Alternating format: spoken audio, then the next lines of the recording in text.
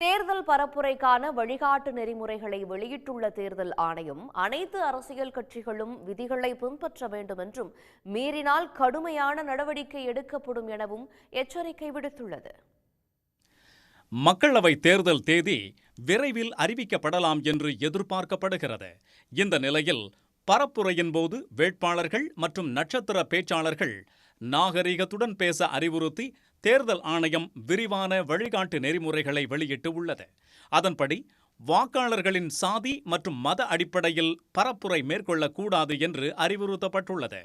சாதி, மதம், மொழி உள்ளிட்டவற்றை கொண்டு பதற்றத்தை உருவாக்கும் வகையில் பிரச்சாரம் செய்யக்கூடாது. வாக்காளர்களை தவறாக வழிநடத்தக்கூடிய வகையில் பொய்யான தகவல்களை கூறக்கூடாது. கட்சித் தலைவர்கள் அல்லது தொண்டர்களின் தனிப்பட்ட வாழ்க்கை குறித்தோ அல்லது பொது வாழ்க்கைக்கு சம்பந்தமில்லாத விவகாரங்கள் குறித்தோ பேசக்கூடாது என்று தேர்தல் ஆணையம் அறிவுறுத்தியுள்ளது. கோவில், மசூதி, தேவாலயங்கள் மற்றும் குருத்வாராக்களில் பிரச்சாரம் மேற்கொள்ளக்கூடாது.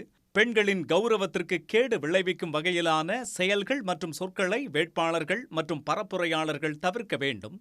தவறான விளம்பரங்களை அரசியல் கட்சியினர் ஊடகங்களில் வெளியிடக்கூடாது.